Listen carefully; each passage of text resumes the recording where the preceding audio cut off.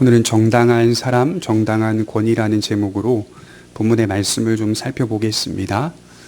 누가 과연 정당한 사람인가? 성경은 우리에게 두 가지의 모습을 그려내고 있습니다. 그가 아무리 세상에서 높임을 받는 사람이라 하여도 하나님의 인정하심이 없다면 그는 이 세상 속에서 무의미한 삶을 살았던 무의미한 사람일 뿐입니다.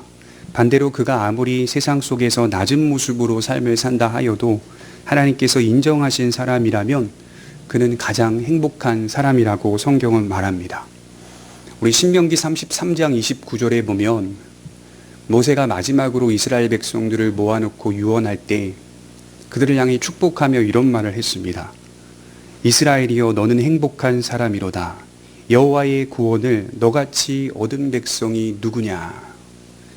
이스라엘이야말로 행복한 자들이고 행복한 백성이었다라고 하는 모세의 축복입니다. 사실 가만히 생각해 보면 이스라엘이 무슨 축복을 받았습니까?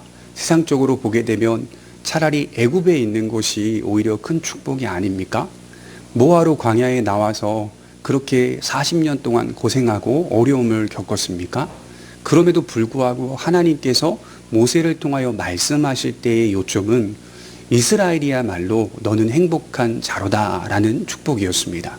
그것은 이 세상에서 높고 낮음의 평가를 떠나서 하나님의 구원을 이스라엘 백성들이 경험했기 때문입니다. 하나님의 함께 하심을 경험하고 그와 함께 교통하며 그의 임재를 보았기 때문이라고 모세는 말씀합니다. 너같이 그런 구원을 얻은 백성이 누가 있더냐라는 모세의 말씀은 너같이 하나님을 만난 자들이 누가 있더냐라는 말씀입니다. 그것이야말로 하나님의 인정하심과 하나님의 축복을 받은 자의 모습이다라고 하는 것이 세상이 평가하는 모습과는 사뭇 다르다는 생각들을 해보게 됩니다. 우리가 잘 아는 말씀 중에 예수님이 하신 말씀 가운데 부자와 나사로 이야기가 있죠. 누가복음 16장 19절에 예수님께서는 이렇게 말씀하셨습니다. 한 부자가 있어 자색옷과 고운 베옷을 입고 날마다 호화롭게 즐기더라. 그런데 나사로라 하는 한 거지가 헌데 투성이로 그의 대문 앞에 버려진 채 그의 부자의 상에서 떨어지는 곳으로 배불리려 하매 심지어 개들이 와서 그 헌데를 핥더라.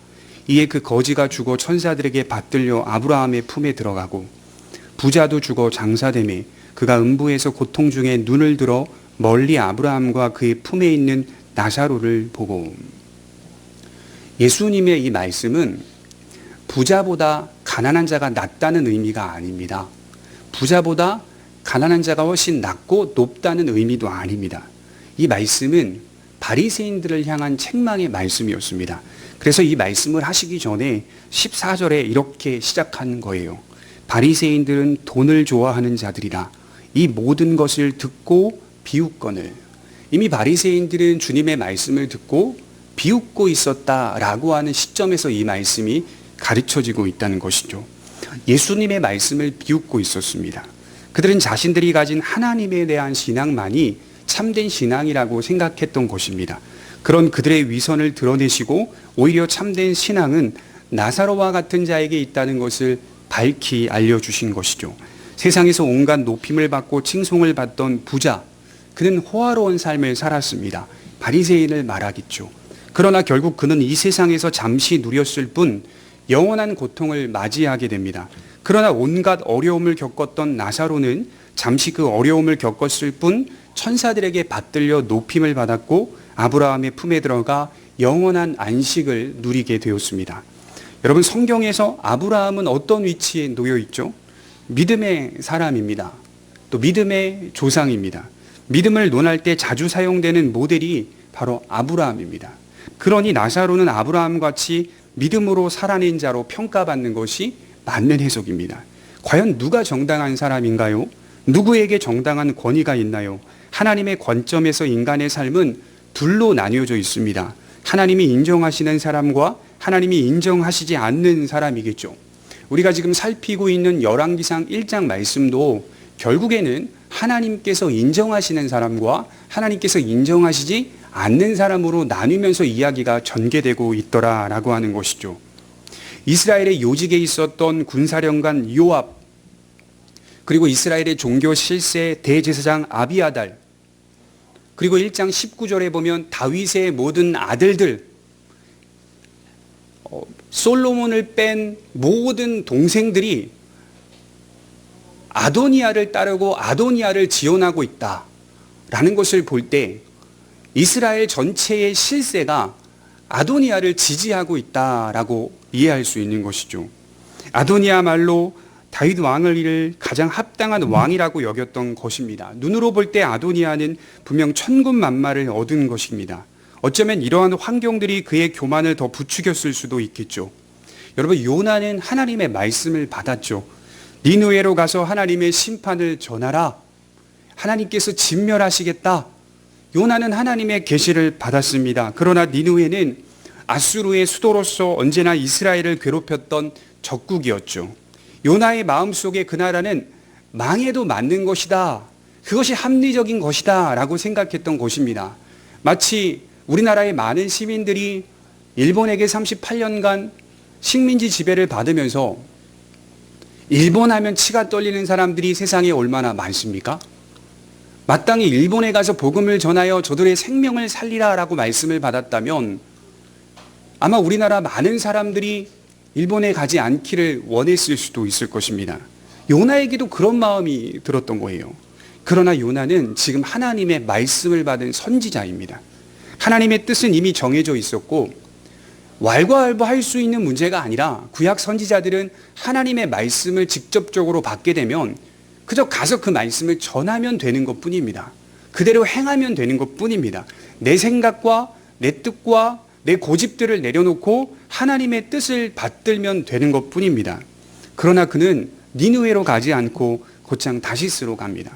요나서 1장 3절에 보면 이렇게 기록되어 있어요. 마침 다시스로 가는 배를 만난지라. 니느웨로 가는 배와 다시스로 가는 배가 놓여 있습니다. 요나는 니느웨로 가는 배에 탑승하게 돼야 되는데, 탑승해야 하는데 그러지 않고 다시스로 가는 배에 탑승하게 됩니다. 자신의 뜻과 고집은 니느웨로 가지 않는 것이에요. 때마침 다시스로 가는 배도 있더라, 이렇게 성경이 기록하고 있어요. 그것이 요나의 잘못된 생각에 불을 붙여줬다고 저는 생각합니다. 요나의 죄책감이 마침 만난 다시스로 가는 배로 말미암아 약화되었을 수도 있을 것입니다. 그래서 요나서 1장 5절에 보면 하나님께서 폭풍을 일으키셔서 배가 파손하게 만드는, 배가 깨지게 된지라 이렇게 기록되고 있거든요. 완전히 깨어지게 된 그 상황에서 요나가 뭐 하고 있냐면 요나서 1장 5절에 누워 깊이 잠든지라. 사람들이 배를 살리려고 짐도 버리고 어떻게든 배를 살리려고 애쓰고 있는 상황 속에서 요나는 자고 있습니다. 깊이 잠들어 있습니다. 요나의 죄책감은 도대체 어디 간 것입니까? 마치 그의 불순종이 정당하다는 느낌을 받게 되는 것이죠. 때마침 있었던 배를 통해 잘못된 신앙적인 해석을 넣었을 수도 있습니다. 이것을 자기 합리화라고 하죠. 아도니아도 마찬가지라고 생각해요. 그가 계획하고 있는 악한 범죄는 처음에는 양심의 거리낌이 있었을 거예요. 내가 이래도 되나? 내가 왕의 자리를 찬탈하는 것이 맞는 것인가? 양심의 거리낌이 있었을 수도 있어요. 그러나 요압과 아비아달의 동조를 통해 또한 모든 왕자들의 동조를 통해 그는 이것이 정당하고 합당한 일이라고 여겼을 수도 있습니다. 자기 합리화 과정을 겪으면서 그는 죄책감에서 벗어나고 있습니다. 여러분, 인간은 누구나 자기 합리화를 경험합니다. 어떤 큰 실수를 범하여 큰 피해와 손해를 입었을 때 자책감에서 벗어나기 위해 자기 합리화의 과정으로 들어갑니다. 자신의 실수에 대한 자책감이 너무 커서 자신의 실수를 조금이라도 덮기 위해, 숨기기 위해 자신 안에서 일어나는 현상이라고 말합니다. 그래, 그것은 본래 잘 됐어야 하는 일인데 나 때문이 아니라, 내 잘못이 아니라 저 사람 또는 저 상황 때문이었어 라고 말하며 자책에서 벗어나려고 합니다. 또한 자신이 범죄하였음에도 불구하고 내가 범죄한 것은 범죄할 수밖에 없는 상황이었기 때문이야 라는 식의 자기 합리화 과정을 겪는다는 말이에요. 제가 어떤 분을 만나서, 오래전에 어떤 청년을 만나서 대화를 하는데 그 청년이 다윗이 밧세바를 범한 그 사건을 가지고 이야기하는데 굉장히 남다른 관점으로 말을 하는 거예요. 어느 날 다윗이 왕궁 옥상에 올라 왕궁을 거느리는데 갑자기 한 여인이, 아름다운 여인이 목욕을 하고 있단 말이에요. 불붙듯 이 정욕이 올라와서 범죄를 저지르게 되는데 이 청년이 뭐라고 말하냐면 왜 하필 밧세바는 거기서 목욕하고 있냐 이 말을 하는 거예요. 혹시 다윗 왕에게 보이려고 했던 행동은 아니냐?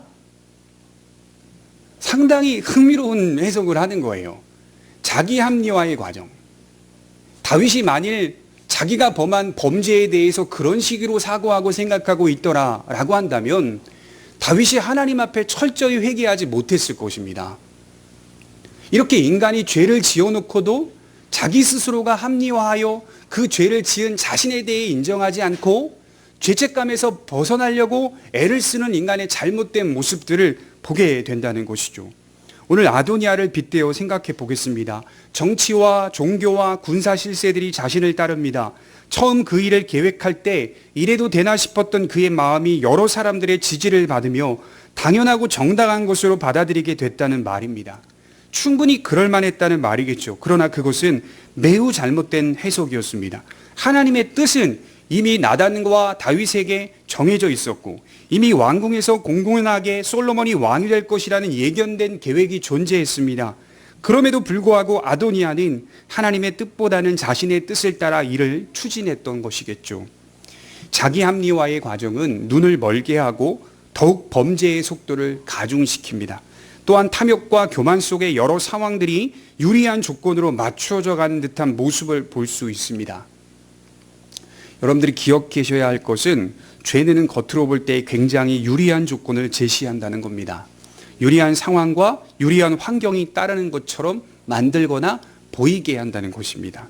그만큼 악한 세력들의 충동과 동조가 함께 합작을 이루고 있습니다.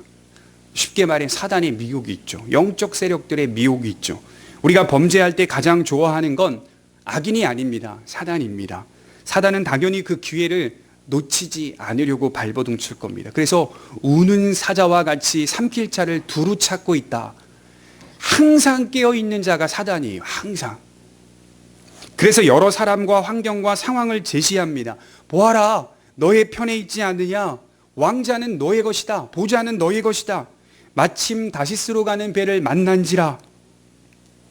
제가 부교육자 시절에 교회에서 사역을 하는데 당시에 대학원 1학년, 2학년, 3학년 과정을 거치고 있었기 때문에 그 얼마나 학교 다니는데 등록금 내기도 버겁고 또 사역을 하면서 또 뭐 하나 사 먹기도 어려운 상황이 물질적으로 그렇게 넉넉하지 않은 상황이었단 말이죠. 그런 상황 속에서 사역을 하고 학교 생활을 하고 또 학교에서 여러모로 혜택을 주셔서 또 조금의 장학금을 받으면서 다니고 이렇게 물질적으로 그렇게 넉넉지 않은 시간들을 계속 보냈다는 말입니다. 사역을 하는데 어느 날 아주 말끔하게 차려입은 여자 집사님께서 전도사님, 제가 전도사님과 함께 어디 좀 같이 데리고 가고 싶습니다. 토요일 날 이제 사역 마치면 저녁에 잠깐만 시간을 내주셔서 저랑 같이 가시죠. 집사님이 그 자녀들도 제가 가르치고 있는 그 부서 안에 있는 자녀들이었기 때문에 또 관계도 있기 때문에 이제 흔쾌히 승낙을 하고 기다리고 있었습니다. 사역을 마치고 나서 함께 그분이 저를 데리고 이제 구월동 어디로 가는 것입니다. 아주 멀끔하게 된 빌딩의 꼭대기에 있는 곳이었어요. 올라갔는데 사람들이 바글바글해요. 바글바글. 사람들의 목소리도 바글바글하고 엄청 시끄럽습니다. 그리고 한 사무실로 저를 데려갔어요. 그리고 더 말끔하게 옷을 잘 차려입은 어떤 여자분이 이렇게 정중하게 들어와서 인사를 하고 저한테 이제 말을 거는 겁니다. 결국 뭐냐면 이게 다단계 회사예요. 다단계 회사. 1시간 반 정도의 시간 동안 저에게 다단계를 말하는데 두 번째 찾아오신 이 정중한 그 모습을 가진 그 여자분이 한 달에 2천만 원 이상을 버는 분이라는 거예요. 전도사님도 그럴 수 있습니다. 할 수 있습니다. 이렇게 말씀을 하시는 거예요. 그렇게 시작한 그 대화가 1시간 반 동안 그 대화가 있는데 제 마음에 1도 영향이 없었어요. 관심이 없었거든요. 저는 어렵고 힘들어도 그 부분에 대한 관심이 1도 없었거든요.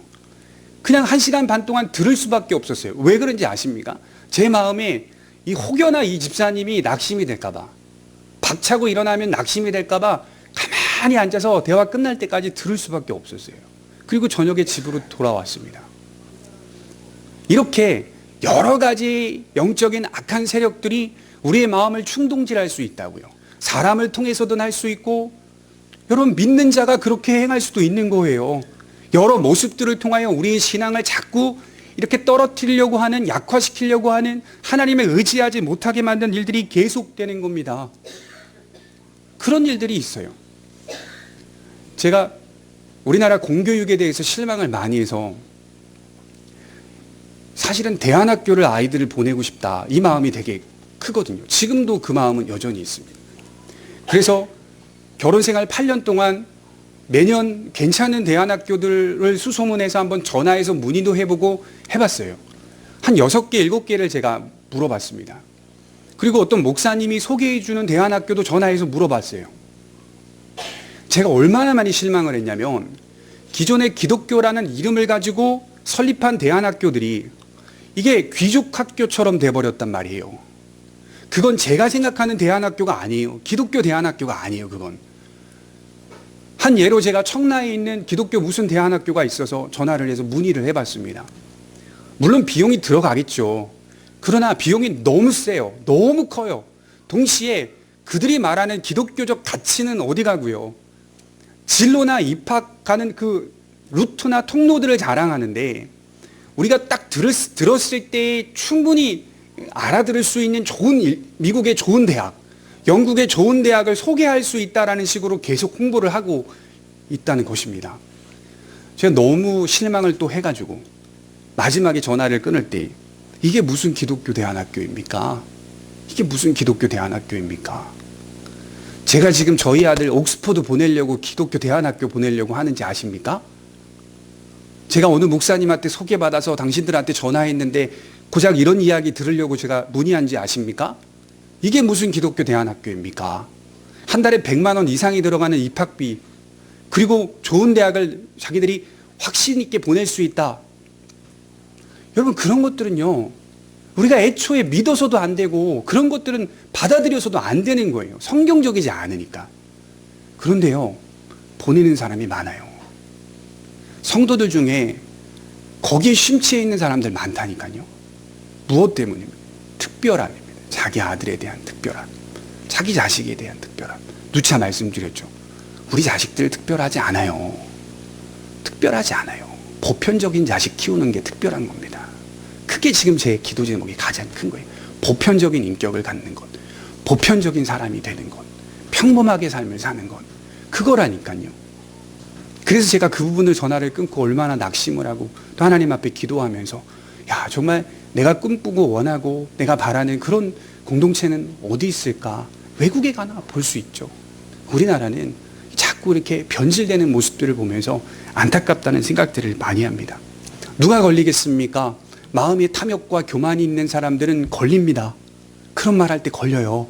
벗는다니까요. 우리 마음이 항상 준비되지 않으면 안 되는 겁니다.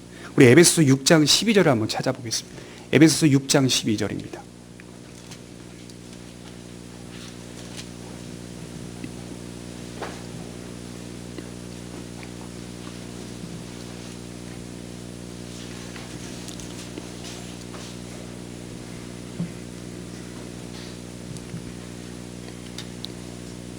같이 한번 읽어보겠습니다. 시작. 우리의 씨름은 혈과 육에 대한 것이 아니요 정사와 권세와 이 어두움의 세상 주관자들과 하늘에 있는 악의 영들에게 대함이라. 여기 보면 씨름이라는 동사가 나옵니다. 이 씨름이라는 단어가 팔레라는 단어인데 몸싸움을 벌이다라는 뜻입니다. 영어로는 레슬이라고 합니다. 이 진동하다, 몸싸움을 벌이다라는 뜻이죠. 우리의 삶을 바울이 이렇게 표현해냈어요. 우리의 씨름은, 우리 삶이 곧 씨름과 같다. 그만큼 힘겨운 것처럼 보인다는 것 아닙니까? 저와 여러분들이 선을 택하는 것과 악을 택하는 것이 어떤 상황이냐면 씨름하는 상황이라는 거예요. 몸부림치고 진동해야만 우리가 선을 택할 수 있는 상황이 된다는 말을 하는 겁니다. 여러분, 로마서 7장 23절에 보면 바울이 이상한 마음을 자기 안에서 경험했죠. 내 지체 속에서 한 다른 법이 내 마음의 법과 싸워 내 지체 속에 있는 죄의 법으로 나를 사로잡는 것을 보는도다. 이상한 마음의 현상을 경험한 겁니다. 선을 택하고자 하는 마음이 있는데 이상하게 내 지체 속에 다른 마음도 같이 있더라. 내 지체 속에 있는 그런 마음과 싸워 죄악의 지체로 죄악의 법으로 나를 끌고 가는 것을 보는도다라고 말하는 겁니다.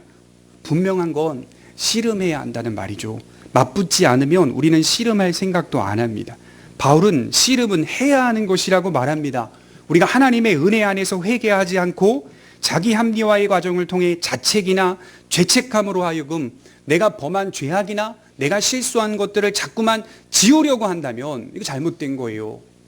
상담소 찾아가가지고 심리상담가한테 치료받는다고 하고 내 과거의 실수들을 말끔하게 지워주세요. 그게 상담의 치료고 방법이라고 생각하는 것은 잘못된 거라니까요. 오히려 내가 잘못한 부분들을 드러내는 것, 정직하게 드러내고 인정하고 존중하며 하나님을 의지하고 회개할 때 비로소 치료가 시작된다라고 성경은 말합니다. 그게 씨름이에요. 그렇지 않고 자기 합리화의 과정을 계속 들어가려고 한다면 우리는 자연스럽게 범죄의 길로 들어가겠다는 항복 선언입니다. 오히려 우리는 그런 자기 합리화의 감정과 의지를 경험할 때 빨리 하나님의 말씀 앞에 자신을 세워야 합니다. 어떤 신학자가 이렇게 말했잖아요. 타락한 인간에게는 브레이크는 없다. 악셀밖에 없다. 이렇게 말했어요. 인간은 악셀밖에 없어요. 인류의 역사를 보면 브레이크가 없는 역사입니다. 멈춤이라는 것이 없어요. 우리 요즘 지나가다 보면 자주 쓰이는 단어들, 멈춤, 지금은 잠깐 멈춤의 시간입니다. 사실 아닙니다. 지금 우리가 표면적으로 멈춰 있는 것 같지만 여전히 죄는 계속되는 겁니다. 죄는 계속 증가하고 있는 겁니다. 코로나가 많은 충격을 주는 사건이고 우리를 돌아보게 하였지만 코로나의 교훈이 있어요. 우리 다 그걸 느끼고 일반 사람들도 그 교훈을 알아요. 그런데요, 좀 지나면 다 사라집니다. 말끔하게 사라집니다. 조금 시간이 지나면 인류는 또다시 자기 욕망의 꿈을 꾸고 살아갑니다. 그래서요, 하나님께서 직접 오신 겁니다. 그래서 오신 거예요. 인간에게 되지 않으니까. 인간이 스스로 대안을 찾거나 해결할 수 없으니까 하나님이 친히 직접 오신 겁니다. 하나님은 모든 인류의 브레이크라고 저는 생각합니다.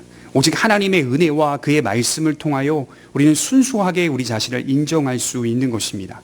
이제 32절부터 35절을 보면 긴박하게 솔로몬 왕의 대관식 준비를 명령하는 다윗을 보게 되는데, 그리고 그 일을 맡길 사람들을 임명합니다. 제사장 사독과 선지자 나단, 군대대장 분하야가 다윗의 지명을 받습니다. 임명받은 사람들은 아도니아를 따랐던 요압과 아비아달과 같이 매우 비슷한 직책을 수행하는 사람들이었어요. 그러나 거기에는 처음 하나님의 계시를 받았던 누가 없습니까? 선지자 나단은 없습니다. 하나님은 나단에게 솔로몬의 왕권을 약속하셨고 다윗에게도 이러한 계시를 허락하셨습니다. 아도니아 쪽에서는 하나님의 계시를 받은 자가 없었던 거예요. 하나님의 뜻과는 전혀 무관하다는 사실을 대조하며 그려내고 있습니다. 다윗은 이들을 임명하고 즉시 그 일을 실행에 옮길 것을 명령합니다. 나단과 사독 그리고 분하야는 솔로몬을 다윗이 타는 노새에 태우고 기온이라는 샘으로 가서 성소에 있는 기름을 부어 왕을 삼고 올라오며 뿔나파를 불어 솔로몬 왕을 칭송하고 솔로몬은 왕의 보좌에 앉으라고 명령하고 있습니다. 여기서 주목할 부분이 우리 34절을 보겠습니다. 34절에 이렇게 기록되어 있죠. 그에게 기름을 부어라고 말씀하고 있습니다. 이스라엘의 왕권의 독특한 특징이 하나 나오는데 그것이 바로 기름 부음입니다. 이것은 하나님께서 친히 정하신 제도요, 왕권이 인간에게서 나오는 것이 아니라 하나님에게서 나온다는 사실을 말씀하고 있는 내용입니다. 그가 친히 정하시고 택하신다라는 의미입니다. 이스라엘의 왕은, 구약에서 이스라엘의 왕은 하나님의 직접 간섭을 통하여 세워진다는 말을 하는 거예요. 우리 조금 번외로 생각해 봅시다. 이렇게 질문해 볼 수도 있을 거예요. 그렇다면 신약에 와서 일반 세속 국가의 왕은 하나님과 무관한 것인가? 일반 세속 국가의 통치자나 권세자들은 하나님과 무관한 것인가? 우리 로마서 13장 1절을 한번 찾아보겠습니다. 로마서 13장 1절입니다.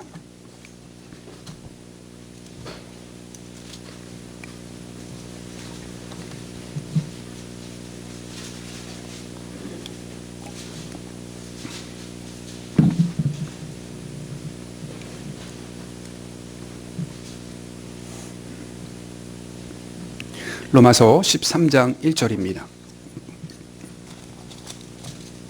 같이 한번 읽어보도록 하겠습니다. 시작. 각 사람은 위에 있는 권세들에게 복종하라. 권세는 하나님으로부터 나지 않음이 없나니 모든 권세는 하나님께서 정하신 바라. 바울이 이렇게 표현하고 있죠. 모든 권세가 하나님으로부터 정해진다라는 사실을 말씀을 합니다. 물론 여러분 여기서 오해하지 말아야 돼요. 하나님이 정하신다는 신약의 정함과 하나님께서 이스라엘 가운데 솔로몬을 정하시는 정함과는 다릅니다. 그러니까 기름 부어 세우는 솔로몬의 정함과 일반 세속국가의 왕들을 세우는 정함과는 엄밀히 다릅니다. 질적으로 다릅니다. 그래서 어떤 측면에서 하나님께서 정해주시고 임명하신 권세라는 뜻입니다. 일반 세속국가의 권세는 어떤 측면에서 하나님께서 정하신 권세일 뿐이다라고 말씀을 하는 거예요. 이 권세는 하나님의 직접 간섭을 통하여 세우는 권세가 아니라 하나님의 일반적인 섭리 가운데 세우시는 권세입니다. 섭리. 섭리가 뭐죠? 끝을 향하여 달려가는 하나님의 일하심 속에 있는 하나님의 부분적인 일이라는 거예요. 끝을 향하여. 그래서 바울은 세상 나라의 권세자들도 하나님의 작정 속에서 벗어나지 않는다는 말을 하고 있는 겁니다. 그래서 우리는 그리스도인들은 세상 권세 앞에서도 존중해야 되는 자세를 가져야 한다. 이렇게 말하는 거예요. 이것이 어렵고 복잡하며 난해한 문제이기는 해요. 일반 세속 국가는 비록 하나님의 직접 간섭 속에서 나라의 지도자를 정하지 않으셨으나 그럼에도 불구하고 세속 국가들의 왕권도 하나님으로부터 나온다. 왜냐하면 권위나 권세의 밑바닥은 근본과 뿌리는 하나님으로부터 시작되기 때문입니다. 권위라는 단어나 권세라는 단어는 진정한 권위자여 권세자이신 하나님으로부터 시작되어 파생되는 것이기 때문에 하나님의 통치 속에 여전히 존재하는 것이고 하나님이 정하신 바다라고 말씀을 하는 겁니다. 다만 그 일하시는 방식이 하나님의 일반적인 섭리 가운데 정하신다는 뜻이겠죠. 그래서 일반 세속 국가의 권세도 하나님의 뜻과 무관하지 않다는 말입니다. 여러분 오해하지 마세요. 대통령만을 말하는 게 아니에요. 총리만을 말하는 게 아니라 하물며 우리가 식당에 가서 밥을 시켜 먹을 때의 종업원들의 권세와 권위까지도 하나님이 정하신다는 거예요. 오해하지 마세요.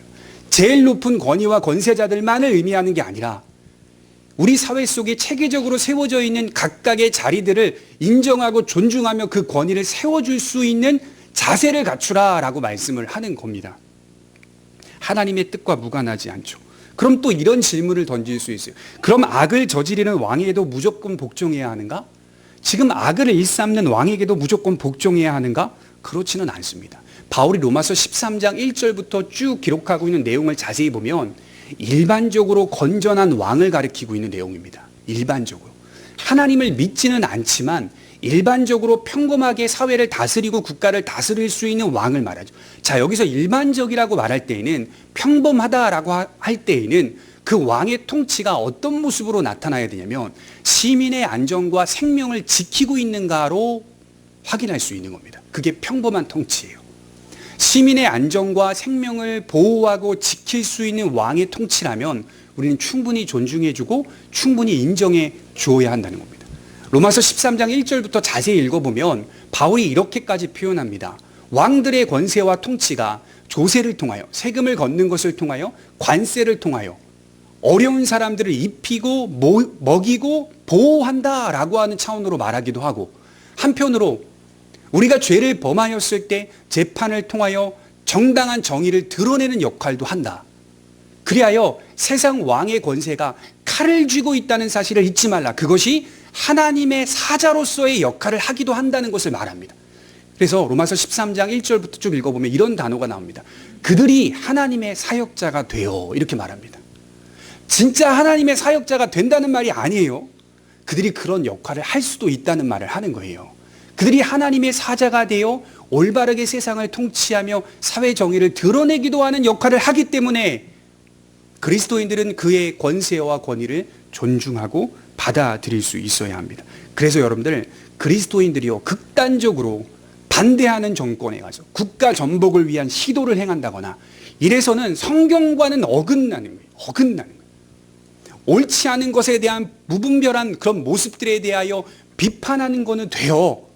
그러나 우리가 무력을 동원하여 우리의 목소리를 내요. 모든 정권의 실세와 정부의 정책들을 바꿔버리려고 하는, 칼을 앞세우려고 하는 이런 모습들은 성경과는 좀 대치된다라고 말씀을 제가 드리는 거예요.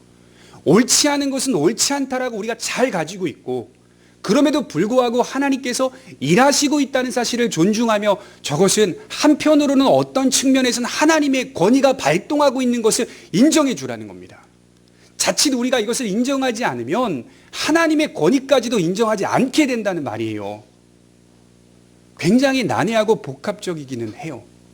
그러나 분명한 것은 일반 세속국가의 권세와 권위도 하나님께서 주신 것이다. 어떤 측면에서는 온 인류를 돌보고 먹이고 살피고 정의를 드러내는 차원에서, 시민의 안전과 생명을 지키는 차원에서 허락하신 것이다라고 하는 것을 받아들일 수 있는 넉넉함이 좀 우리에게 있어야 합니다. 그건 누구의 편을 드는 게 아닙니다. 왜냐하면요, 우리가 왜 어떤 편에 들지 하고 어떤 편에 들지 않는 이유가 뭐냐면요, 빌립보서 3장 10절에 우리의 시민권은 하늘에 있는지라 라고 말하고 있습니다. 거기로부터 구원하는 자 예수 그리스도를 기다리노니, 이렇게 기록하고 있습니다. 본래 우리는 기다리는 거예요. 온전한 정부를 기다리고 있는 사람이라니까요. 우리는 그리스도 예수라고 하는 온전한 나라와 정부를 기다리고 있는 사람이기 때문에 잠시 이 땅에서 대기소의 역할을 하는 국가, 대기소의 역할을 하는 사회, 대기할 뿐이에요. 대기할 뿐. 그럼에도 불구하고 하나님의 약속이 인류가 멸망하지 않는다라고 약속하셨기 때문에, 그럼 어떻게 약속을 하셨을까요? 우리 창세기 9장에 보면 노아에게 하나님이 언약을 베푸시거든요. 노아의 언약. 노아 언약은 다른 말로는 쉽게 보존 언약입니다. 보존 언약. 보존 언약은 하나님께서 어떤 식으로든 그리스도의 구속의 날까지 이 인류를 진멸하지 않겠다라고 약속하는 언약이에요. 여러분들이 오해하시면 안 되는 게, 물로 다시 심판하지 않겠다라고 하는 말씀만 있는 게 노아 언약이 아니라, 모든 생물들, 살아있는 생물들을 진멸하지 않겠다라고 말씀하신 약속이 있다니까요. 물만이 아니라 살아있는 생명들을 진멸하지 않겠다. 그래서 여러분, 인류는요 멸망하지 않아요. 오해하시면 안 돼요. 절대 멸망하지 않아요. 바이러스 때문에 멸망한다 막 이런 걸 막 누설하는 사람들이 있는데, 성경적으로 보면 멸망이 안 된다니까요. 하나님이 보존 언약을 허락하셨어요. 그 보존 언약은 노아에게 뭐라고 말씀하시냐면 조건 없이 주는 언약이라고 말씀하셨어요.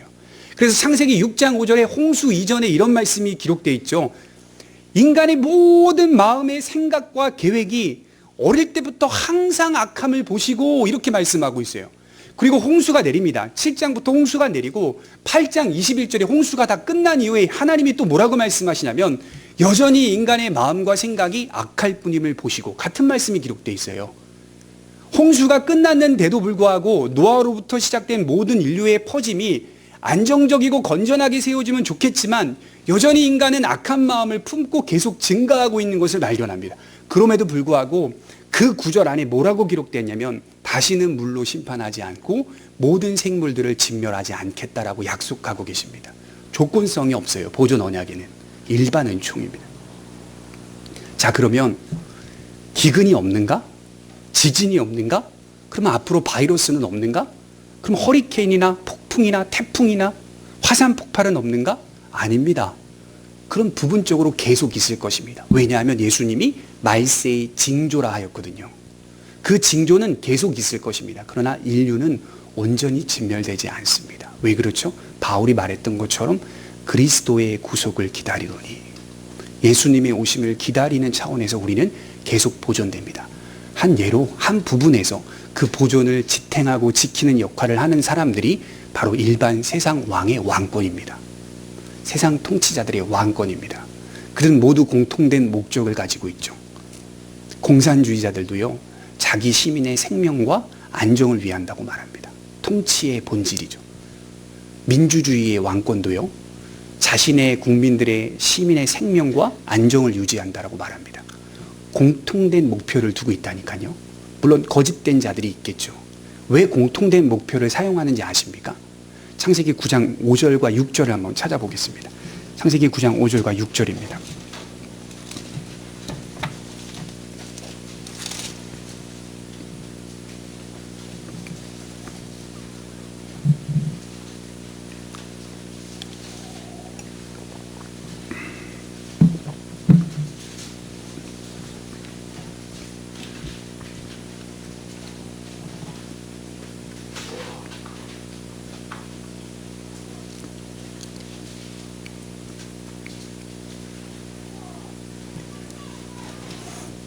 우리 같이 한번 읽어보겠습니다. 시작. 내가 반드시 너희의 피 곧 너희의 생명의 피를 찾으리니 짐승이면 그 짐승에게서 사람이나 사람의 형제면 그에게서 그의 생명을 찾으리라. 다른 사람의 피를 흘리면 그 사람의 피도 흘릴 것이니 이는 하나님이 자기 형상대로 사람을 지으셨음이니라. 타락한 인간이 아무리 부패하고 더러워졌다 하더라도 무엇이 사라지지 않았습니까? 하나님의 형상은 남아 있습니다. 죄인들에게도 타락한 인간에게도 여전히 하나님의 형상은 남아 있다라고 말씀을 하고 있습니다. 형상이 남아 있다는 것은 하나님을 불신하는 일반 죄인들도요, 정의를 행할 수 있다는 말이 되는 겁니다. 하나님의 정의를 대리로서 그 역할을 감당할 수 있다는 말이 됩니다. 그 대표적인 게 뭡니까? 누군가 생명을 찾으면 그 생명을 찾은 자에게 생명으로 갚아주는 겁니다. 이게 바로 오늘날 재판을 의미하는 것이죠. 그의 통치를 통하여 생명으로 대갚아주는 것. 그래야 사회의 질서와 정의를 드러낼 수 있는 역할을 하는 것이 일반 세속 국가의 보편적인 통치 방식입니다. 그런 것들을 통하여 온 지구는 보존의 언약 속에 들어와 있다는 사실을 말합니다. 그러나 여러분들과 제가 오해하지 말아야 될 것은 우리가 일반 세속 국가의 왕권을 지지하고 존중해주고 복종해주는 그 차원이 마치 그들이 하나님께서 솔로몬을 정하신 것이라고 생각해서는 안 되는 겁니다. 마치 그들의 말이, 그들의 이야기가, 그들의 가르침이 하나님의 말씀과 동일한 질적 차원의 말씀이라고 생각해서는 결코 안 된다는 말씀을 드리는 겁니다. 바울은요, 좀 넓고 깊이 이해했던 것 같아요. 좀 논쟁이 되지만 바울은 이 말씀을 기록하면서 아마도 그 당시 기독교를 핍박하고 있는 로마의 황제의 권세조차도 하나님이 정하신 권세라고 생각했던 것으로 보입니다. 그런 왕조차도 하나님께서 정하신 권세이며 로마 황제의 정책과 제도를 통하여 우리는 비록 핍박받고 고통받지만 저 황제의 정책과 제도를 통하여 누군가는 입혀지고 보살핌받고 보호받을 수 있다는 것을 부인하지 않았다는 거예요. 어떤 측면에서는 그것이 계속 작동해야 한다는 것을 바울이 설명하고 있는 것입니다. 제일 중요한 것은 우리는 하늘 시민권 백성으로 우선순위를 가지고 그의 말씀을 따라 사는 것뿐입니다. 우리는 하나님의 백성이지 이 나라의 백성이 결코 아니라는 가장 큰 본질을 가지고 살아가는 성도들이 되어야 하는 것이죠. 우리 34절을 보시면 다윗은 성막에 있는 기름을 가져다가 솔로몬에게 부으라고 명령하고 있죠. 이것은 정당한 절차에 의해 왕의 되간식이 진행될 것이다 라고 하는 것입니다. 반대로 아도니아는 어떻습니까? 부친 다윗 왕의 지지를 받지 못하고 있어요. 계시를 받은 나단 선지자도 없습니다. 나아가 그에게는 성막에 기름도 없습니다. 그는 기름 부음 없이 잔치만 열어 왕이 되고자 했던 불법적인 사람으로 묘사되고 있습니다. 여러분 더 깊이 한번 생각해 봅시다. 아비아달은 직책이 뭐죠? 아비아달은 대제사장이었어요. 종교 실세예요. 여러분 사독보다 더 높은 위치가 아비아달입니다. 그가 왕의 대관식에 대한 절차를 몰랐을까요? 저는 아니라고 봅니다. 그가 기름을 붓는 행위를 몰랐을까요? 늘 언제나 성막에 거하는데요. 당연히 기름 붓는 것에 대한 행위를 알고 있었을 거예요. 절차를 알고 있었을 거란 말이에요. 사무엘상 10장 1절에 사무엘 선지자가 사울의 머리에 기름 붓는 장면이 나오는데 통상적으로 기름을 붓는 일은 이미 이루어지고 있었던 제도고 일이었습니다. 그러나 대제사장 아비아달조차도 아도니아를 왕이라고 칭송하지만 정당한 절차를 모르고 있어요. 적어도 인간의 대리자가 누구입니까? 제사장이거든요. 구약에서는 인간의 대리자가 제사장이고요. 하나님의 대리자가 누구입니까? 선지자입니다. 하나님의 대리자는 선지자, 인간의 대리자는 제사장이거든요. 그렇게 칭송받는 제사장이라면 이것은 당연히 알아야 할 일이 아닙니까? 그런데 이처럼 제사장조차도 하나님과 무관하게 행동하고 있더라라고 하는 것이죠. 그가 가진 제사장이라는 직분이 사람의 직분일 뿐 하나님과 무관한 직분이라는 사실을 드러내주고 있습니다. 타락하고 부패하면 그것이 하나님과 관련된 직분이라 하여도 하나님과는 상관없는 삶을 살게 된다는 것입니다. 타락과 부패가 왜 무서운 것인지 저와 여러분들은 기억해야 하는 것이겠죠. 반대로 여러분 오늘 다윗 곁에 있는 자의 반응을 한번 보십시오. 36절과 37절입니다. 36절과 37절 같이 읽어보겠습니다. 시작. 여호야다의 아들 브나야가 왕께 대답하여 이르되 아멘, 내 주 왕의 하나님 여호와께서도 이렇게 말씀하시기를 원하오며 또 여호와께서 내 주 왕과 함께 계심 같이 솔로몬과 함께 계셔서 그의 왕위를 내 주 다윗 왕의 왕위보다 더 크게 하시기를 원하나이다 하니라.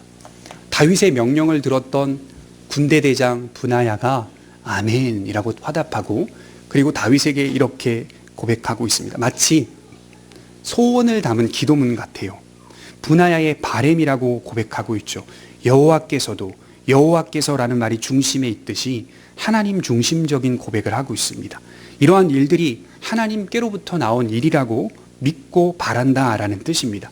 모든 권위의 궁극적인 방향은 하나님이심을 고백하는 내용입니다. 이것은 다윗도 나단도 밧세바도 솔로몬도 모든 믿는 자들의 하나 같은 공통된 고백이라는 말이에요.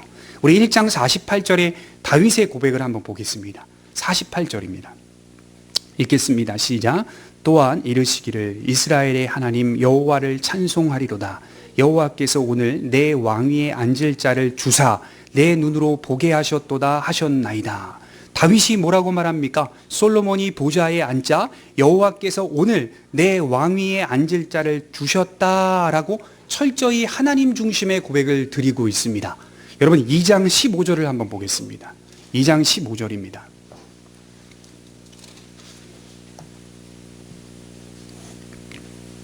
심지어 왕위 찬탈을 하는 아도니아조차도 이렇게 말하고 있어요. 2장 12절, 15절입니다. 시작. 그가 이르되 당신도 아시는 바이거니와 이 왕위는 내 것이었고 온 이스라엘은 다 얼굴을 내게로 향하여 왕으로 삼으려 하였는데 그 왕권이 돌아가 내 아우의 것이 되었음은 여호와께로 말미암음이니이다. 여러분 아도니아조차도 지금 벌어지는 이 상황에 왕위가 뺏긴 것에 대해 자기가 찬탈하려고 시도하려 했지만 솔로몬이 세워진 것에 대해 이것은 여호와께서 행하신 일이라고 인정하고 있습니다. 이처럼 하나님으로부터 왕권이 왔다는 사실을 인정할 수밖에 없었다는 겁니다. 나단과 밧세바의 계책, 다윗의 즉각적인 명령, 나단과 사독의 기름 부음, 브나야의 화답, 다윗의 믿음의 고백, 아도니아의 인정, 이러한 모든 것들 속에 하나님께서 이루신 일이라는 사실을 발견하게 됩니다. 말씀을 좀 맺으려고 해요. 과연 정당한 권위는 어디서 나오는가? 바로 하나님에게서만 나옵니다. 그렇다면 오늘을 살아가는 우리에게 어떻게 적용할 수 있을까요? 정당한 권위는 정당한 사람에게서 나옵니다. 정당한 사람은 정당한 삶을 살아갑니다. 정당한 삶이란 완벽한 삶을 의미하지는 않습니다. 비록 불완전한 것이 여전하나 그럼에도 불구하고 하나님 중심의 사고와 가치, 의미를 갖는 사람을 의미하는 것이죠. 여전히 하나님이 의심스럽고 충분하지 못해서 다른 길을 기웃거리며 불법적인 계획을 세우는 게 아니라, 여기서 불법적이라고 함은 하나님과 관계없는 온갖 술수를 쓰는 사람을 의미합니다. 우리도 하나님 안에서, 제가 지난주 말씀드렸죠. 우리도 하나님 안에서 여러 계책을 세울 수 있다니까요. 여러 계획들을 세울 수 있어요. 우리의 이 삶 속에서의 이익을 위해 여러 계획들을 추진할 수 있다니까요. 지혜를 모을 수 있어요. 그러나 불법적인 여러 계책, 하나님과 무관한 것은 행하지 않습니다. 다만 정당한 모습으로 여러 방식들을 사용한다는 뜻일 것입니다. 중요한 건 우리의 두 눈이 어디를 향하고 있는가, 그것입니다. 하나님을 의지한다는 것은 모든 것이 하나님으로부터 나온다는 사실을 인정하는 겁니다. 내 물질, 내 가족, 내 사업, 내 직장, 내 자녀, 내 모든 것들이 하나님 안에서 이루어진 일임을 인정하는 거예요. 이제 하나님께서 주시겠지, 주시면 그거 하나님이 하신 거야, 그게 아니라요, 지금 이루어진 현실을 말하는 거예요. 지금 내가 갖고 있는 걸 말하는 거예요. 지금 내가 살아가고 있는 것을 말하는 거예요. 이 모든 것들이 하나님이 이루신 것. 부족합니다, 가난합니다, 궁핍합니다, 어렵습니다, 물론 알아요. 그럼에도 하나님이 이루신 일을 인정하시라는 말이에요. 받아들이시라는 말이에요. 스스로가 자기 합리화의 과정을 겪어서 본래 나라는 존재는 이렇게 살면 안 되는 존재야, 이렇게 생각하지 말라는 거예요. 하나님이 이루신 일이라는 사실을 인정하고 겸허히 받아들여서 하나님 안에서 살아갈 때 비로소 그 안에서 정당한 권위가 부여되는 겁니다. 하나님께서 높이시고 인정하시는 것이죠. 그래서 우리는 교만해질 수 없고 그렇다고 우리 자신을 지나치게 비하할 수도 없습니다.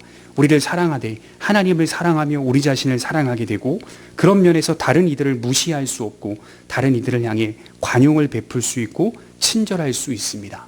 여전히 내 모든 인생은 주의 손에 있다는 사실을 인식하게 될 때 우리는 우리가 하는 모든 일들을 진정으로 사랑할 수 있게 되고 그리고 그 일들 속에 해야 할 일과 하지 말아야 할 일들을 구분할 수 있는 것입니다. 마치 이것은 솔로몬이 내게 무엇을 줄꼬 할 때 받았던 하나님의 지혜를 가진 자의 모습일 것입니다. 기도하도록 하겠습니다.